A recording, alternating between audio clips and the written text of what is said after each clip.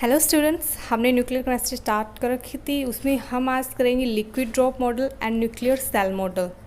दोनों ही काफ़ी इंपॉर्टेंट मॉडल है हमारे पास। सबसे पहले अगर आपने मेरे चैनल को अभी तक सब्सक्राइब नहीं किया है तो पहले सब्सक्राइब कर लीजिए, बेल आइकन को प्रेस कर लीजिए ताकि आने वाली नेक्स्ट वीडियो आपको टाइम पर मिल सके।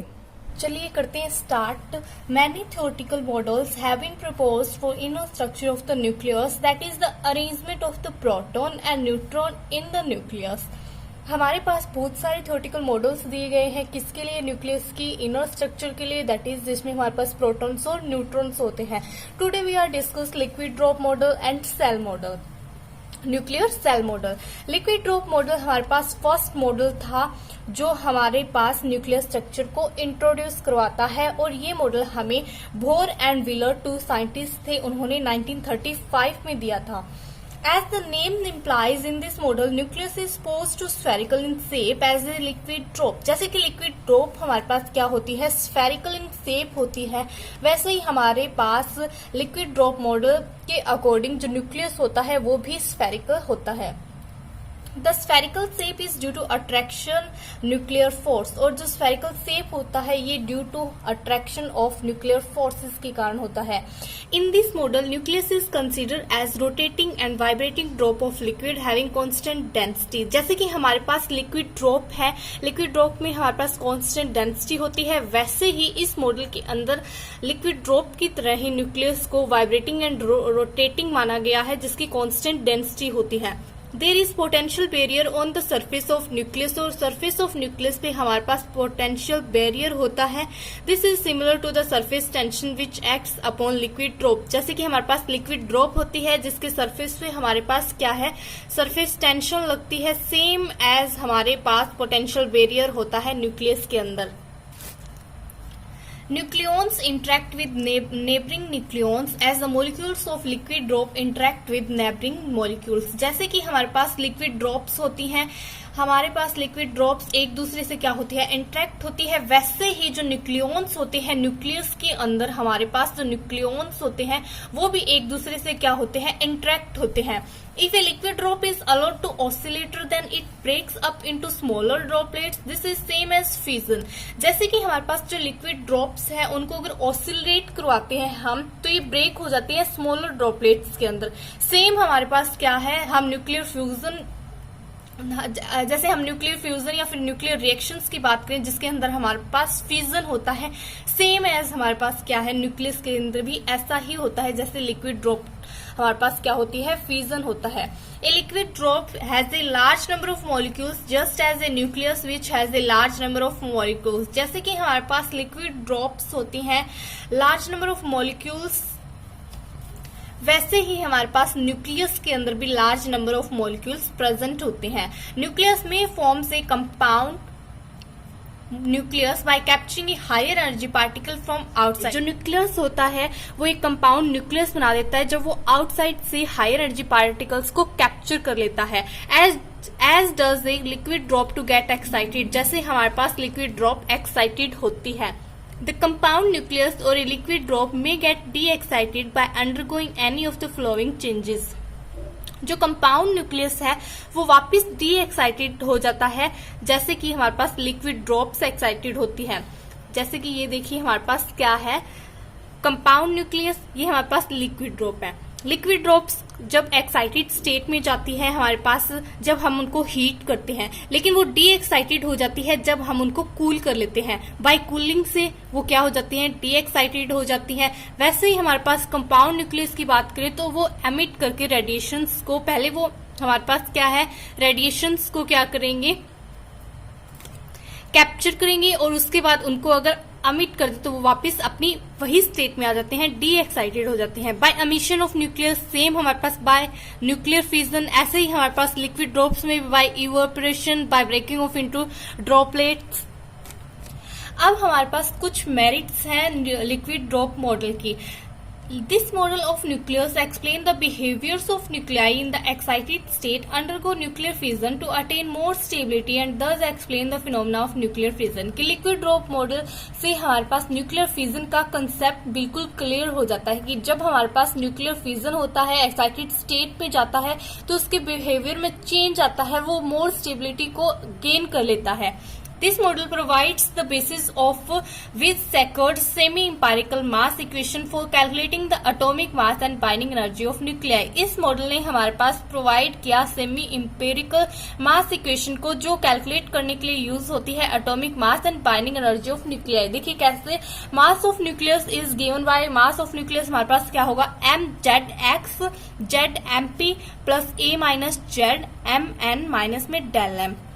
जो बाइंडिंग एनर्जी है वो क्या होगी, डेल एम मल्टीप्लाई में 931.5 mega electron volt. Semi empirical mass equation क्या होगी, E B is equals to, E B हमारे पास बाइंडिंग एनर्जी के लिए एनर्जी है, ईवी हमारे पास वॉल्यूम एनर्जी है, ईएस हमारे पास सरफेस एनर्जी है, ईसी हमारे पास कॉलम एनर्जी है, ईए हमारे पास एसिमेट्री एनर्जी है और ईपी हमारे पास पेयरिंग एनर्जी है.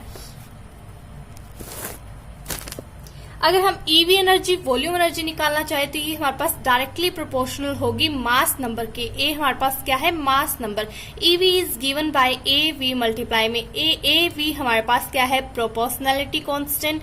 EV is directly proportional to A. अगर हम प्रोपोर्शनलिटी का अगर साइन हटाएं तो हमारे पास एक कांस्टेंट आ जाता है जो कि यहाँ पे है ए वी हमारे पास क्या है, proportionality constant.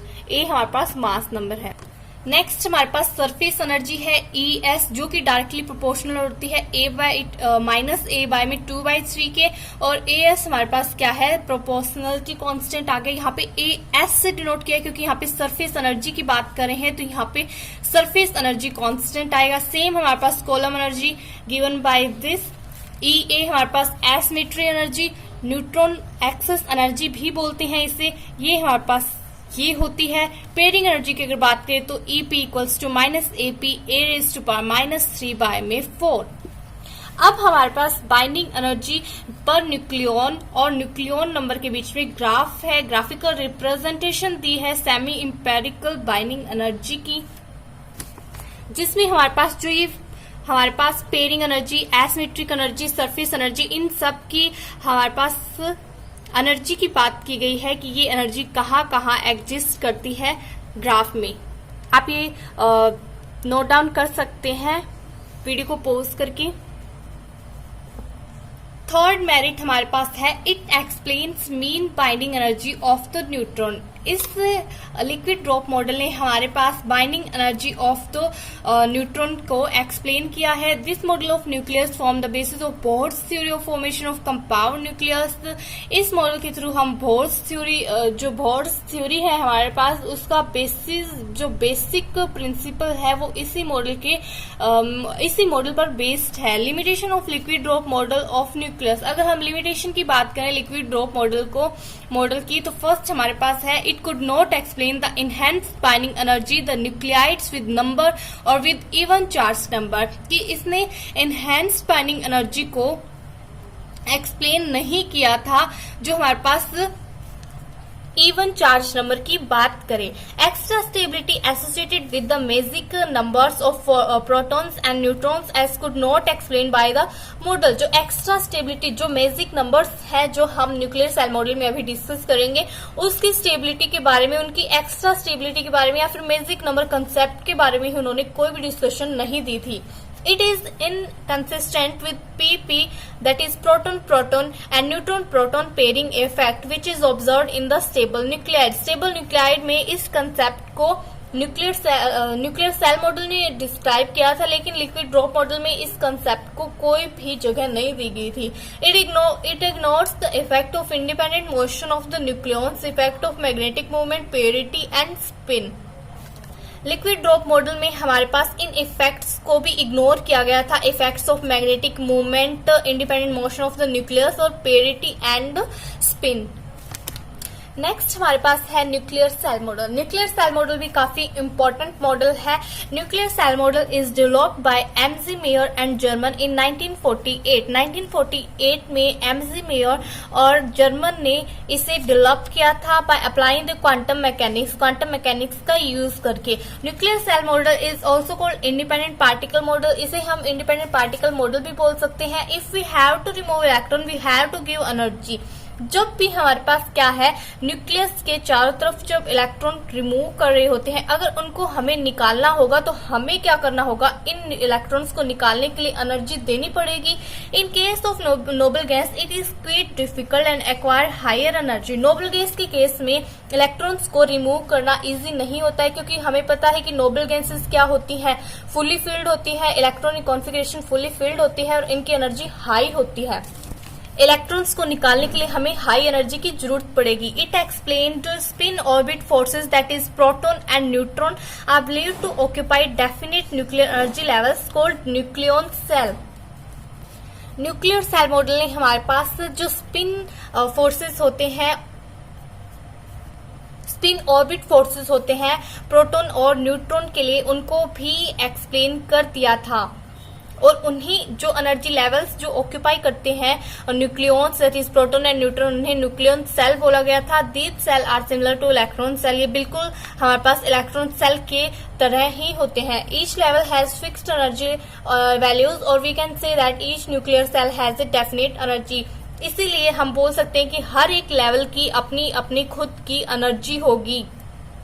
When a projectile such as neutron और alpha particles strike nucleus it interacts with one of orbiting nuclear and not entire nucleus. जब भी हमारे पास कोई प्रोजेक्टाइल स्ट्राइक करेगा न्यूक्लियस के साथ तो वो इंटरेक्ट होगा ऑर्बिटिंग न्यूक्लियर के साथ, लेकिन पूरे न्यूक्लियस के साथ इंटरेक्ट नहीं होता है। This model is applicable in the ground state of the nucleus.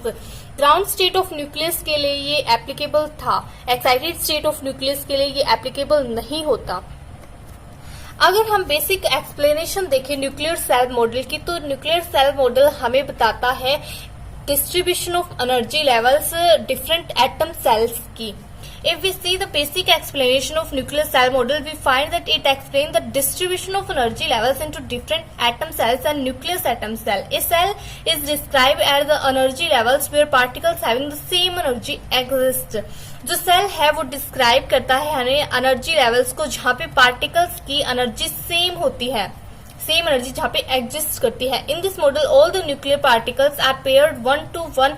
इस मॉडल के अंदर हमारे पास जो न्यूक्लियर पार्टिकल्स है वो 1 to 1 पेयर होते हैं। A proton forms pair with proton, proton pair करेगा प्रोटॉन के साथ। सिमिलरली न्यूट्रॉन फॉर्म करेगा न्यूट्रॉन के साथ। But a proton can not be a pair with neutron. लेकिन जो प्रोटॉन है वो न्यूट्रॉन के साथ पेयरिंग नहीं करता है। हर केस में ये जरूरी नहीं है कि न्यूट्रॉन प्रोटॉन के साथ पेयर ही नहीं करता, लेकिन इस मॉडल के अकॉर्डिंग यह है कि न्यूट्रॉन प्रोटॉन के साथ पेयर नहीं करता है। पेयर होगा 1 to 1 that is proton to proton and neutron to neutron. हमने अभी देखा लिक्विड ड्रॉप मॉडल की ये लिमिटेशन थी, लेकिन यहाँ पे न्यूक्लियर सेल मॉडल की ये मेरिट्स हैं। Each state ये assumptions है, each state can contain only 2 protons और 2 neutrons, that is they must have opposite spin। हर एक स्टेट में हमारे पास 2 ही तो प्रोटॉन्स होंगे और 2 ही हमारे पास न्यूट्रॉन्स होंगे, लेकिन दोनों ही हमारे पास अपोजिट स्पिन्स में होंगे। When binding energy studied closely, it is found that most stable nuclei have an even value of neutrons and only 8 stable nuclei have odd values for both neutrons and proton, and there is a difference between the binding energy per nucleon given by semi-empirical formula and experiment। अगर हम binding energy को closely study करें, closely अगर हम देखें तो इस model के अकॉर्डिंग हमारे पास सिर्फ 8 स्टेबल न्यूक्लियाई ऑड वैल्यूज की एग्जिस्ट करती हैं। बाकी हमारे पास जो स्टेबल न्यूक्लियाई होती है वो इवन वैल्यू ऑफ न्यूट्रॉन्स को कैरी आउट करती है। और ये हमारे पास difference between the binding energy per nucleon given by spherical semi empirical formula and experiment, यही हमारे पास डिफरेंस है बाइंडिंग एनर्जी पर न्यूक्लियन का, जो हमें सेमी इंपेरिकल फॉर्मूला और एक्सपेरिमेंट से मिला था। लिक्विड ड्रॉप मॉडल की ये लिमिटेशन थी कि उन्होंने कंसेप्ट ऑफ मैजिक नंबर्स के बारे में कुछ डिस्कशन ही नहीं की थी, लेकिन न्यूक्लियर सेल मॉडल ने हमें कंसेप्ट ऑफ मैजिक नंबर्स को डिफाइन किया था। फर्स्ट हमारे पास देखिए, an atom with closely shell electronic configuration is very stable.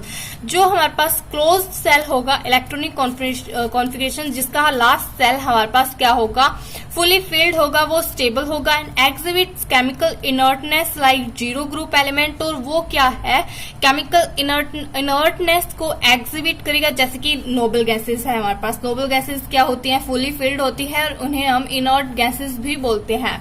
The situation of extra stability of an atomic nucleus occurs for certain nucleons, proton and nucleons means proton and neutron numbers. These numbers are called magic numbers. जो हमारे पास nucleons ज्यादा stability को gain करता है, जिसके पास extra stability होती है, उन्हें हम मैजिक नंबर्स बोलते हैं। कुछ मैजिक नंबर्स हैं जो हम अभी डिस्कस करने वाले हैं। Magic number for nuclear stability, magic number for protons and magic number for neutrons. देखिए 2, 8, 20, 28, 60, 82, 114, 2, 8, 20, 28, 50, 82, 126, 184, 196। जो न्यूक्लियाई हमारे पास 2, 8, 20, 50, 80 और 126 प्रोटॉन्स या न्यूट्रॉन्स रखती है, या फिर बोथ एग्जिबिट करती हैं, तो वो हमारे पास एक्सेप्शनल केस होंगे और उनकी स्टेबिलिटी ज्यादा होगी, और इन्हीं नंबर्स को हम मैजिक नंबर्स बोलते हैं। देखिए एक और टेबल जिससे आपको काफी समझ में आ जाएगा कि हम मैजिक नंबर न्यूक्लियाई को कैसे डिफाइन कर सकते हैं। जैसे इसमें देखिए हमारे पास अगर हम एग्जांपल लें वेनेडियम का, वेनेडियम में हमारे पास 28 न्यूट्रॉन्स होते हैं। 28 न्यूट्रॉन्स जो कि मैजिक नंबर है, एक इसकी एक्स्ट्रा स्टेबिलिटी होती है। प्रोटॉन्स इसमें हमारे पास 28 नहीं है। अब हीलियम की बात करें तो हीलियम में हमारे पास 2 ही प्रोटॉन्स है, 2 ही न्यूट्रॉन्स है, 2 हमारे पास कौन सा नंबर है, मैजिक नंबर है। तो ये क्या होगा, एक्स्ट्रा स्टेबिलिटी को कैरी करेगा। अब अगर हम बात करें मैजिक नंबर न्यूक्लियस को, मैजिक नंबर न्यूक्लियस में be defined as an atomic nucleus containing number of protons और neutrons is called magic number nucleus, जिसके अंदर हमारे पास एक्स्ट्रा स्टेबिलिटी वाले प्रोटॉन्स एंड न्यूट्रॉन्स होंगे, उन्हें हम मैजिक नंबर न्यूक्लियस बोलते हैं। The one with a magic number of protons and also a magic number of neutron is called a double magic number nucleus, जिसके अंदर हमारे पास जो प्रोटॉन्स होंगे वो भी मैजिक नंबर के होंगे और मैजिक नंबर के ही न्यूट्रॉन्स होंगे, दोनों ही मैजिक नंबर के होंगे। तो ऐसे न्यूक्लियस को हम डबल मैजिक नंबर न्यूक्लियस बोलेंगे। देखिए अभी हमने हीलियम का एग्जांपल लिया था, ये हमारे पास क्या होगा फिर, double magic number nucleus. An increase in the N by P ratio with increase in Z is that atomic mass is necessity to reduce proton-proton repulsion inside the nuclei। जैसे ही हम N/P रेशियो को increase करेंगे किसके साथ, atomic mass के साथ, तो हमारे पास जो प्रोटॉन-प्रोटॉन रिपल्सन है न्यूक्लियाई के अंदर वो भी क्या हो जाएगी, इंक्रीज, हमारे पास क्या हो जाएगी, रिड्यूस। अब नेक्स्ट पॉइंट देखिए, the neutrons in a nucleus are assumed to provide the nuclear force to bind protons and neutrons together into a stable nuclear unit. किसी भी स्टेबल न्यूक्लियर यूनिट में, किसी भी स्टेबल न्यूक्लियाई में जो neutrons होते हैं वो बाइंड करके रखते हैं, न्यूक्लियर फोर्स अप्लाई करते हैं, वो बाइंड होके रहते हैं किसके साथ, प्रोटॉन्स एंड न्यूट्रॉन के साथ, जिससे हमारे पास क्या है, स्टेबल न्यूक्लियर यूनिट बन जाती है। The powerful electrostatic repulsion proton is decrease by neutrons. जो हमारे पास इलेक्ट्रोस्टैटिक रिपल्सन होती है प्रोटॉन के बीच में, ये हम न्यूट्रॉन से डिक्रीज कर देते हैं। Therefore, as Z increase, the neutron number has to increase to offset the repulsion and render the nucleus stable। इससे हमारे पास क्या होता है, जैसे एटॉमिक मास इंक्रीज होता है, न्यूट्रॉन नंबर्स भी हमारे पास इंक्रीज हो जाते हैं और रिपल्सन हमारे पास कम हो जाती है, जिससे जो न्यूक्लियस है वो स्टेबल हो जाता है। अब हर्किन्स रूल हमें क्या बोलता है? अकॉर्डिंग टू दिस रूल या फिर Harkins rule, elements with an even number of protons in nucleus, that is even atomic number, are usually more stable than their neighbours with odd atomic number. जो हमारे पास Harkins rule बोलता है कि elements जिनके अंदर हमारे पास even number of atomic numbers होंगे या फिर हम बोल सकते हैं इवन नंबर ऑफ प्रोटॉन्स होंगे, वो ज्यादा स्टेबल होगी as compare to their neighbouring odd atomic numbers. That means they are less decay and more abundant। जैसे कि हमारे पास कह सकते हैं हम कि वो less decay होंगे। जैसे कि हमने यहाँ पे एग्जाम्पल लिया है जिरकोनियम का, 40 has greater isotope stable than its neighboring, हमारे पास क्या है Y39 और नियोबियम 41। जिरकोनियम हमारे पास क्या है, इन बिटवीन एग्जिस्ट करता है यूटेरियम और नियोबियम के, जिसका हमारे पास क्या है, ये ऑड एटॉमिक नंबर है, ये क्या है हमारे पास odd atomic number carry out करते हैं, और ये हमारे पास क्या है इवन नंबर, दैट इज ये ज्यादा स्टेबल होगा as compare to yttrium and niobium according to Harkins rule. Advantages of shell model, nuclear shell model की हमारे पास कुछ एडवांटेजेस थी। सबसे मेन जो एडवांटेज है, मेन जो सक्सेस है सेल मॉडल की, is the explanation of magic number. सबसे ज्यादा इंपॉर्टेंट एडवांटेज और जो सक्सेस है न्यूक्लियर सेल मॉडल की वो है magic numbers. The stability of elements can be predicted, और मैजिक नंबर के कंसेप्ट से हम एलिमेंट्स की स्टेबिलिटी को भी इजिली प्रिडिक्ट कर सकते हैं न्यूक्लियर सेल मॉडल के द्वारा। It gives theoretical correct values of magnetic movement. Magnetic movement जो हमें लिमिटेशन थी लिक्विड ड्रॉप मॉडल की, again I can say that liquid drop model की लिमिटेशन थी कि उन्होंने मैग्नेटिक मूवमेंट को करेक्टली डिफाइन नहीं किया था, एक्सप्लेन ही नहीं किया, इनको डिस्कस ही नहीं किया। लेकिन लिक्विड जो न्यूक्लियर सेल मॉडल है इसने थियोरेटिकली करेक्ट वैल्यूज दी थी मैग्नेटिक मूवमेंट की। This model is capable of predicting ground state nuclear spin. इस मॉडल जो ये मॉडल है ये प्रिडिक्ट करने में ग्राउंड स्टेट न्यूक्लियर स्पिन की इजिली प्रिडिक्ट कर सकता है, ग्राउंड स्टेट न्यूक्लियर स्पिन की। The nuclear shell explain nuclear isomerism. Nuclear isomerism की कंसेप्ट को भी इन्होंने इजिली एक्सप्लेन कर दिया था। It can easily explain the periodicity भी इन्होंने एक्सप्लेन कर दी थी। Observe in the nuclear properties. कुछ लिमिटेशंस हमारे पास न्यूक्लियर सेल मॉडल की भी रहती है, जैसे कि उन्होंने हमें एक्सप्लेन नहीं किया था स्टेबिलिटी ऑफ सम न्यूक्लियर, जैसे कि hydrogen, lithium, boron, neutron. It fails to explain nuclear fission. Nuclear fission को भी इन्होंने एक्सप्लेन नहीं किया था। This model is unable to explain the formation of compound nucleus. Compound nucleus के फॉर्मेशन को भी इन्होंने एक्सप्लेन नहीं किया था।